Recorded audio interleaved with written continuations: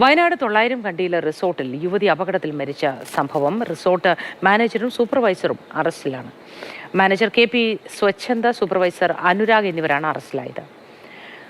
കമൽ ചേരുന്നു വിശദവിവരങ്ങളുമായി. Kamal, good morning.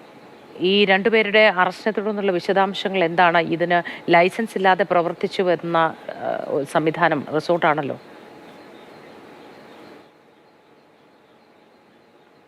Good morning Moti. ഈ റിസോർട്ട് 2 വർഷമായി ലൈസൻസ് പുതുക്കിയിട്ടില്ല. 2 വർഷം മുമ്പ് അവരുടെ ലൈസൻസ് കാലാവധി അവസാനിച്ചതാണ്. അതുകൊണ്ട് മേപ്പാടി പഞ്ചായത്ത് അധികൃതരും പോലീസും ചേർന്ന് ഇന്നലെ തന്നെ റിസോർട്ട് അടച്ചുപൂട്ടിയിരുന്നു.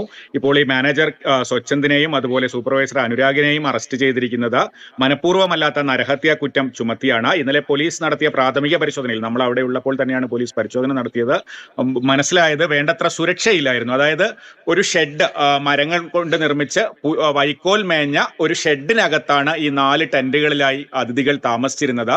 ഈ ഷെഡാണ് പൊളിഞ്ഞു വീണത്. മഴ പെയ്ത് വൈക്കോൽ നനഞ്ഞു കഴിഞ്ഞപ്പോൾ ഭാരം താങ്ങാനാകാതെ ഈ ഷെഡ് അല്ലെങ്കിൽ ഹട്ട് പൊളിഞ്ഞു വീഴുകയായിരുന്നു. അതിന്റെ മേൽക്കൂര പൊളിഞ്ഞു വീഴുകയായിരുന്നു. അപ്പോൾ അതിന് വേണ്ടത്ര ബലമുണ്ടായില്ല, ജീർണിച്ച അവസ്ഥയിലായിരുന്നു എന്നൊക്കെ പോലീസിന്റെ പ്രാഥമിക പരിശോധനയിൽ തന്നെ കണ്ടെത്തിയിരുന്നു. അതായത് ഈ അതിഥികൾക്ക് മതിയായ സുരക്ഷ ആ റിസോർട്ടിൽ ഉണ്ടായിരുന്നില്ല എന്ന പ്രാഥമിക പരിശോധനയിൽ തന്നെ വ്യക്തമായിരുന്നു. ആ സാഹചര്യത്തിലാണ് കേസെടുത്ത 2 പേരെ അറസ്റ്റ് ചെയ്തിരിക്കുന്നത്.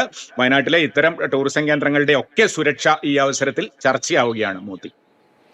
തീർച്ചയായിട്ടും എത്ര സംവിധാനങ്ങൾ ഇത്തരത്തിൽ ലൈസൻസ് ഇല്ലാതെ പ്രവർത്തിക്കുന്നു, സുരക്ഷ ഉറപ്പാക്കാതെ പ്രവർത്തിക്കുന്നു എന്നത് എത്രയും പെട്ടെന്ന് കണ്ടെത്തേണ്ട കാര്യമാണ്. അത് ഇടയ്ക്കിടയ്ക്ക് ശ്രദ്ധിക്കുകയും വേണമെന്നാണ്. ഒരു പ്രശ്നമുണ്ടാകുമ്പോൾ മാത്രം പരിശോധനകൾ ശക്തമാക്കുകയും നടപടിയെടുക്കുകയും മാത്രമല്ല വേണ്ടത്.